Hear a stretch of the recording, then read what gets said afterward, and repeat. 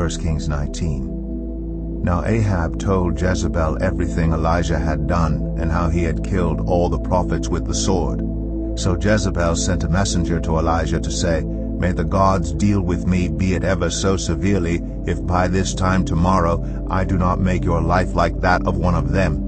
Elijah was afraid and ran for his life. When he came to Beersheba in Judah, he left his servant there, while he himself went a day's journey into the wilderness. He came to a broom bush, sat down under it, and prayed that he might die. "I have had enough, Lord," he said. "Take my life. I am no better than my ancestors." Then he lay down under the bush and fell asleep.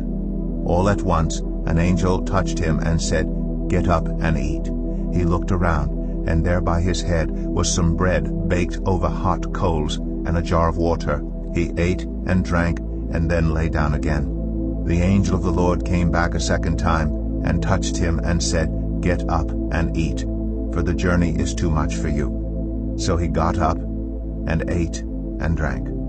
Strengthened by that food, he traveled 40 days and 40 nights until he reached Horeb, the mountain of God. There he went into a cave and spent the night. And the word of the Lord came to him, "What are you doing here, Elijah?" He replied, "I have been very zealous for the Lord God Almighty. The Israelites have rejected your covenant, torn down your altars, and put your prophets to death with the sword. I am the only one left, and now they are trying to kill me too." The Lord said, "Go out and stand on the mountain in the presence of the Lord, for the Lord is about to pass by." Then a great and powerful wind tore the mountains apart and shattered the rocks before the Lord. But the Lord was not in the wind. After the wind there was an earthquake, but the Lord was not in the earthquake. After the earthquake came a fire, but the Lord was not in the fire. And after the fire came a gentle whisper. When Elijah heard it, he pulled his cloak over his face and went out and stood at the mouth of the cave. Then a voice said to him, "What are you doing here, Elijah?" He replied, "I have been very zealous for the Lord God Almighty. The Israelites have rejected your covenant, torn down your altars, and put your prophets to death with the sword. I am the only one left, and now they are trying to kill me too." The Lord said to him, "Go back the way you came, and go to the desert of Damascus. When you get there, anoint Hazael king over Aram.